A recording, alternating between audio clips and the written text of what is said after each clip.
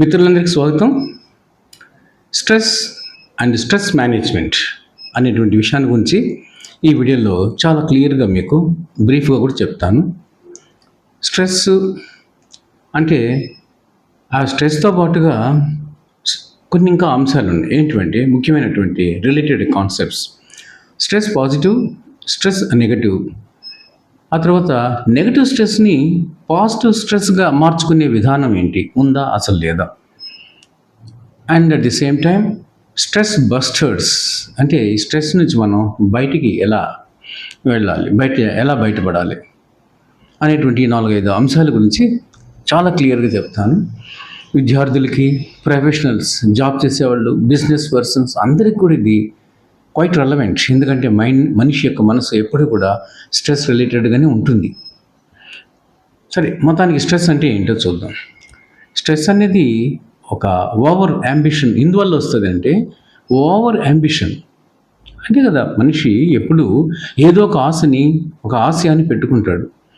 ఆ ఆశయంతో దానికి అనుగుణంగా మనిషి కొన్ని ఫీలింగ్స్, ఎమోషన్స్ని పెంచుకుంటాడు. Quite natural. Over ambition sometimes ఆశ ఉండొచ్చు, ఆశయం ఉండొచ్చు, తప్పులేదు. కానీ ఓవర్ యాంబిషన్, ఎక్కువగా ఆశపడడం, అది ఏమవుతుందంటే అది ఓవర్ యాంబిషన్ నుంచి ఒక స్ట్రాంగ్ ఎక్స్పెక్టేషన్ దారితీస్తుంది. మరి భగవద్గీతలో ఒక మాట అన్నాడు, మనిషికి కలిగేటువంటి ప్రతి బాధ కూడా, మానసికమైనటువంటి వ్యధ అన్నీ కూడా ఎక్స్పెక్టేషన్ నుంచే వస్తుంది అని అంటాడు.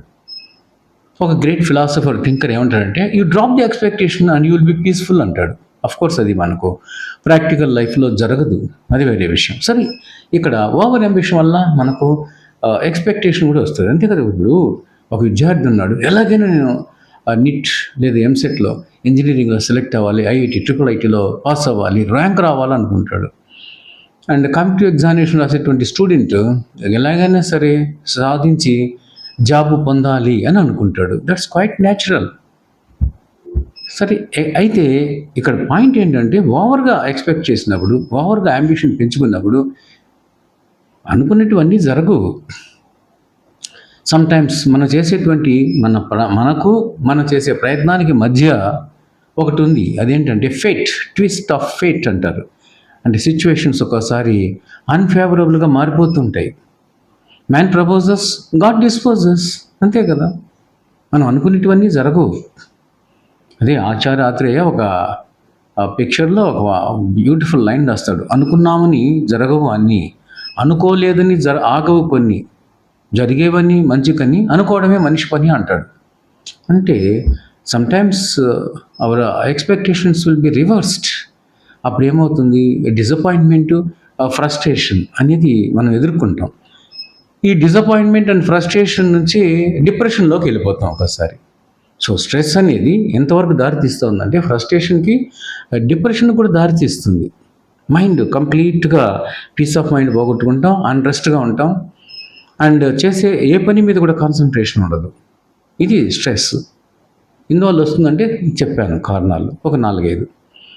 అయితే స్ట్రెస్ పాజిటివ్, స్ట్రెస్ నెగిటివ్ గురించి తెలుసుకుందాం. స్ట్రెస్ పాజిటివ్ అంటే యాంగ్జైటీ రిలేటెడ్ స్ట్రెస్లో అంతా కూడా నెగిటివ్ కాన్సెప్టే కాదు. కొన్ని ఒక రకమైనటువంటి స్ట్రెస్ అంటే యాంగ్జైటీకి సంబంధించింది, ఉత్సాహానికి సంబంధించింది, ఒక పెర్ఫార్మెన్స్కి సంబంధించినటువంటి స్ట్రెస్ అనేది పాజిటివ్. అది దాన్ని stress positive or stress anxiety related stress అని కూడా అంటారు. సరే, అది ఇప్పుడు వస్తుంది ఏ విధంగానంటే వర్క్ పెర్ఫార్మెన్స్, వర్క్ టెంపో. మనం ఒక పనిలో నిమగ్నం అయిపోతాం, పూర్తిగా కాన్సన్ట్రేట్ అయ్యి అబ్జర్వ్ అయిపోతాం, అదే టెంపోలో మైండ్ పోతూ ఉంటుంది. జస్ట్ లైక్ కార్ డ్రైవింగ్ చేస్తున్నప్పుడు 60-70 నుంచి 80 వరకు లైన్ క్లియర్గా ఉంది, ట్రాఫిక్ లేదు, 80కి వెళ్ళిపోతాం. ఒక 10-15 కిలోమీటర్లు, 20 కిలోమీటర్ వరకు కూడా యాబ్రప్ట్గా ఎలాంటి ఇంటరప్షన్ లేకపోవడం వల్ల, అదే హార్డల్స్, దారిలో అడ్డంకులు లేకపోవడం వల్ల స్పీడ్కి వెళ్తూనే ఉంటాం, స్కూటర్ కానీ కారు కానీ. అదే టెంపోలో మళ్ళీ ఇంకా 10 కిలోమీటర్స్ 20 కిలోమీటర్స్ తర్వాత కూడా ఆ టెంపోలోనే పోవాలనిపిస్తుంది. అది టెంపో అంటాం. అలా చదువుకునేటప్పుడు ఒక విద్యార్థి మంచి మార్క్స్ వస్తున్నాయి, ఎగ్జామ్ రిజల్ట్ వెంటనే ఇచ్చారు, మంచి పర్ఫార్మెన్స్, ఆ టెంపోలోనే వెళ్తూ ఉంటాడు. సో వర్క్ టెంపో అనేది కలిగిస్తే అది మంచిదే. అది యాంగ్జైటీని కలిగిస్తుంది. జాబ్ చేసే వ్యక్తికి కానీ, చదువుకునేటువంటి స్టూడెంట్కి కానీ, బిజినెస్ మ్యాన్కి కూడా. అండ్ మోటివేషనల్ స్పిరిట్ అనేది పెరుగుతుంది దానివల్ల. అంటే కదా, ఇప్పుడు చదువుకున్న వ్యక్తికి వెంటనే మంచి మార్క్స్ వస్తున్నాయి, అర్థమవుతుంది, రిజల్ట్ కూడా వెంటనే ఇస్తున్నారు. అది ప్రైవేట్ ఆర్గనైజేషన్లో ఎక్కువ జరుగుతూ ఉంటుంది. గవర్నమెంట్ సంస్థల్లో ఏం చేస్తున్నారు, రిజల్ట్ ఇవ్వడు. వాడు యొక్క ఎవాల్యుయేషన్, సెల్ఫ్ ఎవాల్యుయేషన్ చేసుకోవడానికి స్కోప్ కూడా ఇవ్వరు.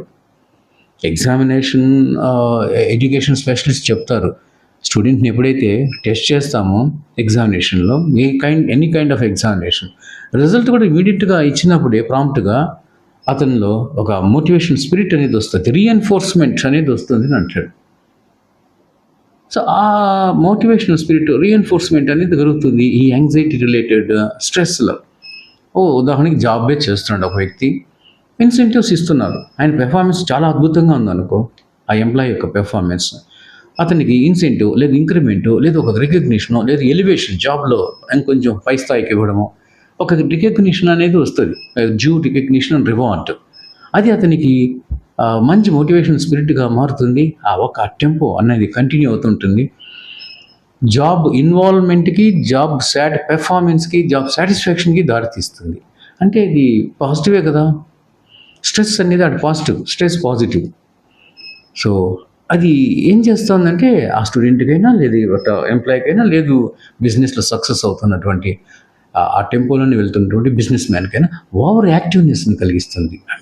అలర్ట్నెస్ అంటే మెంటల్గా అలర్ట్, యాక్టివ్, ఫిజికల్గా alert, active. That means discipline. Mental and ఫిజికల్గా డిసిప్లైన్గా, యాక్టివ్గా, అలర్ట్గా ఉండగలడు.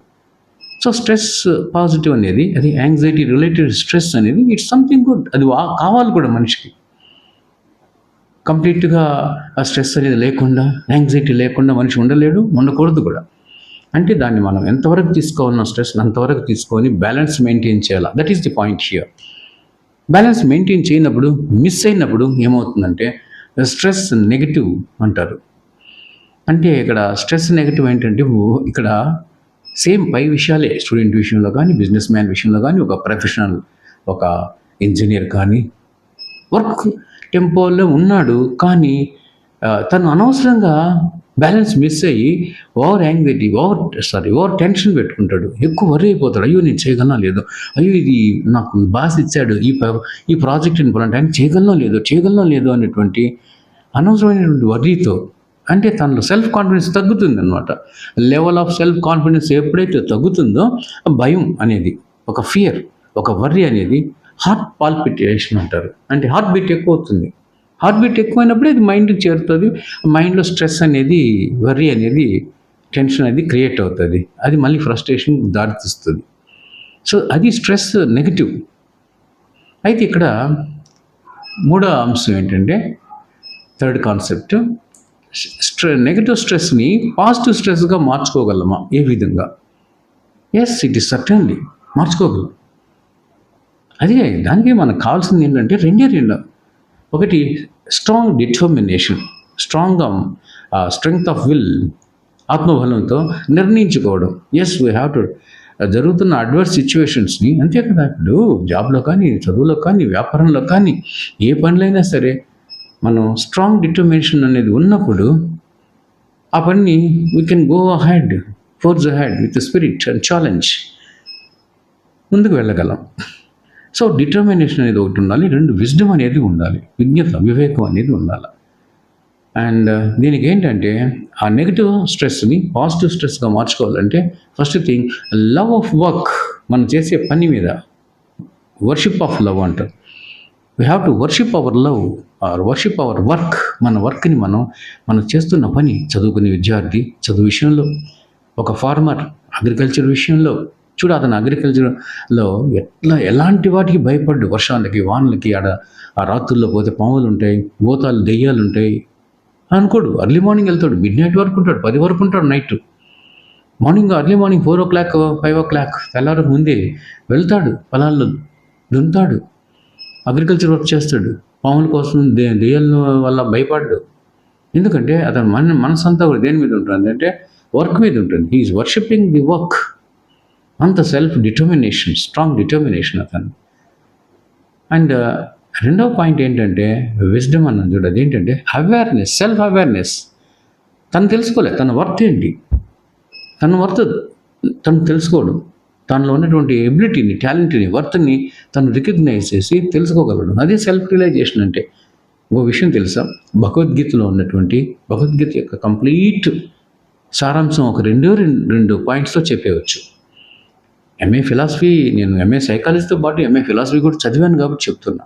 మీరు ఏ ఫిలాసఫర్స్ నన్ను అడగండి, రెండు విషయాలు భగవద్గీత సారాంశం అంతా. ఒకటి, వర్క్ ఈజ్ వర్షిప్, అంటే మన వర్క్ని మనం వర్షిప్ చేయాలి, పూజించాలి. నిజమైన ఆరాధన, భగవంతుని మనం ఆరాధిస్తున్నాము అని అంటే ఏంటంటే అది మన వర్క్ని బాగా ఆరాధించు, పనిచేస్తున్నట్టే మన కర్తవ్యాన్ని, బాధ్యతని, చేసే పనిని విద్యార్థి తను మనసు పెట్టి చదవడం. అండ్ ఒక ఫార్మర్ మనసు పెట్టి అగ్రికల్చర్ ఎలా పనిచేస్తు, ఎలాగైతే అతను వ్యవసాయం చేస్తున్నాడు, అలాగే ఒక ఎంప్లాయీ కూడా, అలాగే ఒక బిజినెస్ మ్యాన్. సో వర్క్ని వర్షిప్ లాగా భావించడం. రెండోది ఏంటంటే సెల్ఫ్ యాక్చువలైజేషన్, సెల్ఫ్ రియలైజేషన్. తన యొక్క సెల్ఫ్ వర్త్ని గుర్తించి సెల్ఫ్ రియలైజేషన్, ఆత్మజ్ఞానంతో తన గురించి తను తెలుసుకుని ముందుకు వెళ్ళగలడు. ఈ రెండు అంశాలే భగవద్గీత యొక్క సారం, కంప్లీట్ ఎసెన్స్ ఆఫ్ భగవద్గీత. సరే, మూడవ విషయం చూద్దాం. నెగిటివ్ స్ట్రెస్ని పాజిటివ్ స్ట్రెస్గా మార్చుకోవడానికి ఏంటంటే మూడవది, నేను చెప్పాను, మూడవది ఏంటంటే గుడ్ టీమ్ వర్క్. మంచి టీమ్ స్పిరిట్తో కలెక్టివ్ ఎఫర్ట్. అది మేనేజ్మెంట్లో కూడా చెప్తారు. ఎంబీఏ, బీబీఏ, మేనేజ్మెంట్ స్టడీస్లో కూడా ఈ విషయాన్ని చెప్తారు స్ట్రెస్ చేసి. ఏంటంటే ఎంబీఓ అంటే అదే కదా, మేనేజ్మెంట్ బై ఆబ్జెక్టివ్ అని. అంటే ఒక ఆబ్జెక్టివ్ని, ఒక టార్గెట్ పెట్టుకొని అందరూ కలిసికట్టుగా పనిచేయడం ఆ టీంలో. So good team work, team spirit ఉండాలి, కలిసికట్టుగా పనిచేయడం. అండ్ కలెక్టివ్ ఎఫర్ట్, అందరూ సమిష్టిగా కృషి చేయడం. ఉదాహరణకి విద్యార్థులు అనుకుందాం. విద్యార్థులకి చదువు అనేది ఎలా వస్తుంది? క్లాస్లో వినేస్తే వస్తుందా? ఇంటర్నెట్లో చూస్తే వచ్చేస్తుందా? లేకపోతే కంప్యూటర్ ఓపెన్ చేసి కంప్యూటర్లో నేర్చుకునేస్తే వస్తుందా? గురువు లేని విద్య గుర్తు రాదు అని అంటాడు. సో నెట్ ద్వారా నేర్చుకుంటావు కొంచెం పార్షియల్గా, గురువు టీచర్ చెప్పడం ద్వారా కొంచెం నేర్చుకుంటాం. మనతో పాటు చదువుకునేటువంటి తోటి విద్యార్థుల ద్వారా వాళ్ళతో డిస్కస్ చేస్తూ, ఇంటరాక్ట్ అవుతూ, షేర్ చేసుకుంటూ మన ఐడియాస్ని అక్కడ కొంచెం నేర్చుకోగలదు. సో అక్కడ ఏమవుతుంది, ఇక్కడ మనకు ఎప్పుడైతే టీమ్ స్పిరిట్ నీలో ఉంటుందో నువ్వు కలిసి అందరితో పాటు కలెక్టివ్ ఎఫర్ట్తో అందుకొని పోగలవు. అర్థం కానిటువంటి డిఫికల్ట్ కాన్సెప్ట్స్ని కూడా నేర్చుకోగలవు. సక్సెస్ అయినటువంటి విద్యార్థులంతా వాళ్ళ యొక్క సీక్రెట్ అంతా అదే, టీమ్ స్పిరిట్. ఈ 3 పాయింట్లే కరెక్ట్గా చెప్పాలంటే. ఇది వర్క్ ఈజ్ వర్షిప్ అనేది ఒకటి, సెల్ఫ్ అవేర్నెస్ అనేది ఒకటి, మూడోది ఏంటంటే good collective team spirit and collective effort. అది 2 పాయింట్లు నేను ఒకటిగా కలిసి చెప్పేస్తున్నా. మేనేజ్మెంట్లో అది 2 ఆస్పెక్ట్స్. మంచి టీమ్ స్పిరిట్ ఉండాలి, కలెక్టివ్ ఎఫర్ట్. అప్పుడు నలుగురితో కలిసి నేర్చుకుంటాడు, డౌట్స్ని క్లారిఫై చేసుకుంటాడు. ఎందుకంటే చాలామంది విద్యార్థులు అంతా టీచర్స్ని అడిగి కనుక్కోలేరు. కొంతమంది భయం, ఫోబియా ఉంటుంది, సెన్సిటివ్నెస్, డెలికసీ ఉంటుంది. అడిగితే ఏమని అనుకుంటాడేమో సార్ అన్నిటువంటి ఫీలింగ్స్ ఏం చేస్తారంటే ఇన్హిబిషన్ అనేది ఉంటుంది. అదే తోటి విద్యార్థులతో, స్టూడెంట్స్ని ఫ్రీగా వాళ్ళ దగ్గర మూవ్ అవుతాడు, నేర్చుకోగలడు. ఒక ఎంప్లాయీ కూడా అంతే.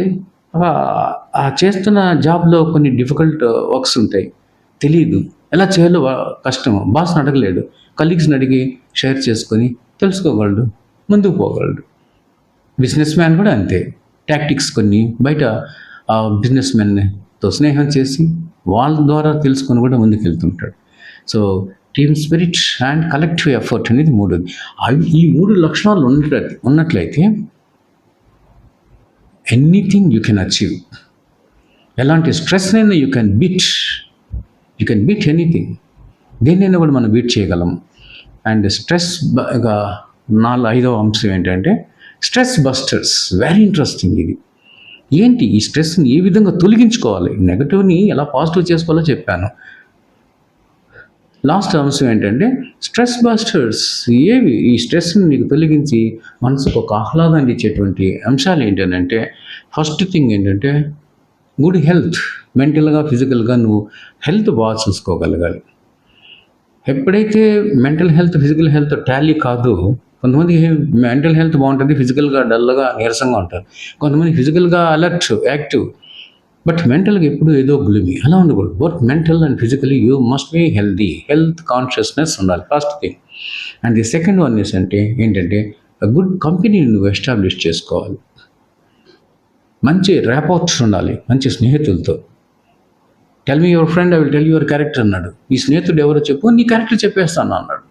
అలాగా నువ్వు చేసే స్నేహం చాలా మంచిదిగా ఉండాలి, అద్భుతమైన వ్యక్తులుగా ఉండాలి, నిన్ను ప్రభావితం చేసే విధంగా ఉండాలి, వాళ్ళు ఇన్స్పైర్ చేయగలగాలి. అది గుడ్ కంపెనీ అనమాట. ఆ కంపెనీ వల్ల and at the same time ఎలాంటి కంపెనీ అంటే ఒక చిన్న ఎగ్జాంపుల్ ఇస్తా. నువ్వు ఒక వ్యక్తితో మాట్లాడుతున్నావంటే మనం ఆ వ్యక్తి నుంచి, నీ నుంచి కూడా ఆఫ్కోర్స్, ఆ కమ్యూనికేషన్ అనేది ఎలా ఉండాలంటే కన్వర్జేషన్ అనేది informative and communicative and informative. Communicative అంటే మంచి డిస్కషన్, మంచి కన్వర్జేషన్. ఆ కమ్యూనికేషన్తో పాటుగా కొంతమంది కమ్యూనికేషన్ ఉండదు, సరిగ్గా మాట్లాడలేరు. సబ్జెక్ట్స్లో 99, 98, కొంతమందికి 100కి 100 మార్కులు కూడా. ఇంటర్మీడియట్ ఎంత కోసం అలాగే ఇస్తున్నారు కదా, 100కి 100 ప్రతి సబ్జెక్టులో 100కి 100. ఇంగ్లీష్లో లేదా తెలుగు భాషలో స్పష్టంగా 4 మాటలు మాట్లాడంటే మాట్లాడలేరు, కానీ 100కి 100.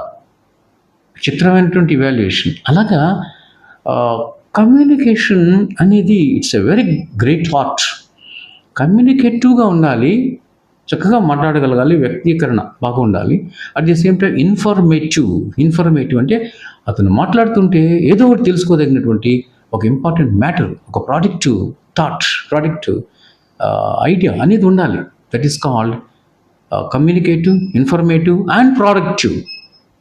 అలాంటి వ్యక్తులతో నువ్వు స్నేహం చేసి కంపెనీ డెవలప్ చేసుకోగలిగితే ఈవేస్ నీళ్ళు ఉన్నటువంటి రుగ్మతలన్నీ కూడా, మానసిక రుగ్మతలు ఇవే, ఒక స్ట్రెస్సే కాదు, ఎనీథింగ్ ఫర్ దట్ మ్యాటర్. కొన్ని ఉంటాయి పర్సనాలిటీ డిజార్డర్స్, అవన్నీ కూడా తెలియపోతుంటాయి. అలాంటిది. నెక్స్ట్ సెకండ్ వన్ ఏంటంటే ఈస్థెటిక్ సెన్స్. నీలో అద్భుతమైనటువంటి కళాభిరుచి అనేది కూడా డెవలప్ చేసుకోగలగాలి. కళాభిరుచి అంటే ఒక అద్భుతమైనటువంటి love of beauty,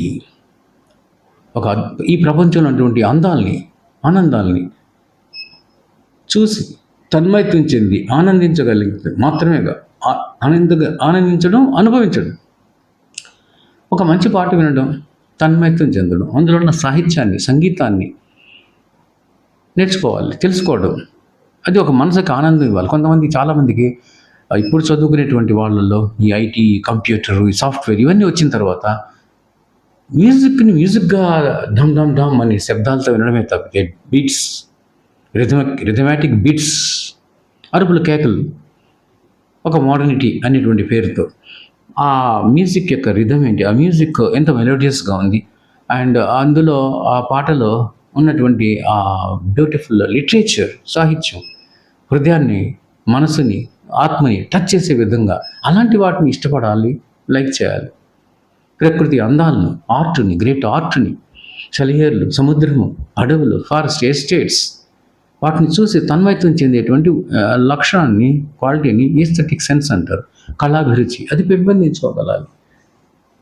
love of nature, ముఖ్యంగా third one, love of nature. ఈ ప్రకృతిలో ఉండేటువంటి అందాలు. వర్డ్స్వర్త్ అనేటువంటి వ్యక్తి ఈ బ్యూటీ గురించి జాన్ కీట్స్ ఒక మాట అంటాడు. Beauty is truth beauty, that's all you need to know on earth. ఈ ప్రపంచంలో నువ్వు తెలుసుకోదగినంతా ఒకటే, బ్యూటీ ఈజ్ ట్రూత్ బ్యూటీ. ఆ బ్యూటీ ఈ ప్రకృతిలో ఉన్నటువంటి రకరకాల అందాలు. అంటే అందాలంటే కేవలం ప్రకృతిలోని అందాలే కాదు, సంగీతం చెప్పాను కదా, సాహిత్యం, ఒక ఆర్ట్, ఒక మ్యూజిక్, అన్నీ వాటిని నువ్వు ఆస్వాదించగలుగుతున్నావంటే నీలో ఆ సెన్స్ ఆఫ్ బ్యూటీ అనేది and what is that aesthetic sense అనేది ఉందని అర్థం అని చెప్తాడు Keats. A thing of beauty is a joy for ever, its loveliness increases. నువ్వు ఒక బ్యూటీని ఆస్వాదించగలుగుతున్నావంటే అందులో ఆనందం అనేది ఫౌంటైన్ లాగా వస్తూనే ఉంటుంది, అన్ఎండింగ్ అంటాడు. వర్డ్స్వర్త్ ఇంకొక రొమాంటిక్ ఫైట్, అతను ఏం చెప్తాడంటే, తన సిస్టర్ డొరోథీ అయిన ఆవిడ సిస్టర్ హస్బెండ్ చనిపోయి ఉంటాడు. ఎప్పుడు దిగులుగా, మిలంక్లిక్గా, మూడీగా ఉంటుంది, ఫ్రస్ట్రేషన్, డిప్రెషన్లో. అప్పుడు అతను తీసుకెళ్తాడు, Dorothy you please come to the estates, woods తీసుకెళ్తాను, రా చూద్దురా, you see the beauties of nature. రకరకాల ఈ సెలయేర్లు, ఈ కొండలు, ఈ రాళ్ళు, ఈ ప్రకృతి అందాలు ఎంత అద్భుతంగా ఉన్నాయి. మనిషిని నువ్వు మనం ఇష్టపడితే ప్రేమిస్తే బహుశా వాళ్ళు వంచవచ్చేమో, కానీ ప్రకృతి నిన్ను వంచదు. Nature never did betray the heart that loved her అంటాడు చింటనబే అనేటువంటి ఒక రొమాంటిక్ పోయిటరీ, నేచర్ పోయిటరీలో. నేచర్ ఎప్పుడు మనం వంచదు. You love that nature. అది నీకు అద్భుతమైన స్పిరిచువల్ స్ట్రెంగ్త్ని ఇస్తుంది. స్పిరిచువల్ స్ట్రెంగ్త్ అండర్లైన్ దట్ ఇస్తుంది అని అంటాడు. సో లవ్ ఆఫ్ వర్క్ ఇంకోటి ఏంటంటే 4వ పాయింట్ నేను చెప్పేది స్ట్రెస్ బస్టర్లో మళ్ళీ లవ్ ఆఫ్ వర్క్ అని చెప్తా. వర్క్ని వర్షిప్ చేయడం ఎలాగంటే, ఒక ఆర్టిస్టు అద్భుతమైన పెయింటింగ్ వేస్తున్నాడు, చూసి ఇంత బాగా వచ్చింది, చక్కగా వచ్చింది.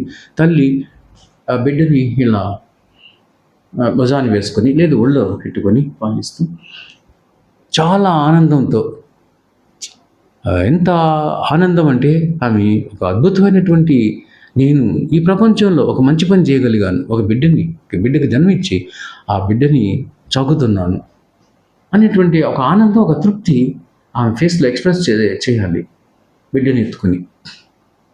అలాంటి ఆర్ట్ వేసి ఎక్కడ లేని సాటిస్ఫాక్షన్ ఉంటుంది. ఒక శిల్పి కూడా అంతే, స్కల్ప్చర్ బాగా చెక్కిన తర్వాత చాలా బాగా వచ్చిందని యావరేజ్గా వచ్చినా కూడా చాలా అద్భుతంగా ఆనందంగా ఫీల్ అవుతాడు. అంటే దాంట్లో ఉన్నటువంటి ఆనందం అలాంటిది, వర్క్ పెర్ఫార్మెన్స్లో ఉన్నటువంటి ఆనందం. ఒక రైటర్ అంతే, ఒక టీచర్, ఈరోజు క్లాస్ చాలా అద్భుతంగా చెప్పాను, చాలా బ్యూటిఫుల్ అనాలిసిస్ ఇచ్చాను, ఇలస్ట్రేషన్స్ ఇచ్చాను, చాలామందికి అర్థమైంది. ఈరోజు స్టూడెంట్స్ బాగా రిసీవ్ చేసుకున్నారో లేదనేది టీచర్కి తెలుసు. సో ఒక వర్క్ పెర్ఫార్మెన్స్లో ఉన్నటువంటి ఆ ఆనందాన్ని పొందగలిగేటువంటి స్పిరిట్, లవ్ ఆఫ్ వర్క్ పెంచుకోగలిగితే అది కూడా స్ట్రెస్ బస్టరే. లవ్ ఆఫ్ నేచర్ లాగా, ఎస్పిక్ సెన్స్ లాగా, అండ్ గుడ్ కంపెనీ, మంచి స్నేహితుల్లాగా. సో ఇవి మంచి స్ట్రెస్ బస్టర్స్ నాకు తెలిసినటువంటి క్లుప్తంగా అనమాట. ఇంకా చాలా ఉన్నాయి, కానీ మీకు మోస్ట్ ఎసెన్షియల్ మాత్రం చెప్తున్నా. సో అయితే ఇవి ఫాలో అవుతూ ఒక్కదానికి అవే దూరంగా ఉండాలి. అదేంటంటే మనలో ఉన్న ఇతరులతో మనం అప్పుడప్పుడు రప్చర్ దిగుతుంటాం. మనిషి ఎప్పుడు social animal, man is a social animal, always will be moving and mixing with others. ఎక్కడ ఎవరితో కూడా ఘర్షణకి, రప్చర్కి, కాన్ఫ్లిక్ట్కి దిగకూడదు. ఒకటి. నెంబర్ 2, ఆర్గ్యుమెంట్ అసలు దిగకూడదు. ఈ రెండింటికి దూరంగా ఉండి నేను ముందు చెప్పినటువంటి 4-5 స్ట్రెస్ బస్టర్స్ని గాన మనం ఆస్వాదించగలిగితే, yes, there is no question of any stress at all. That is the way how to manage the stress in an easy fashion. Thank you very much. మీకు బాగా అర్థమై ఉంటుంది అనుకుంటాను. ఇది అందరికీ ఉపయోగకరమైనటువంటిది. మీకు if you are happy and satisfied with this, please subscribe and thank you very much.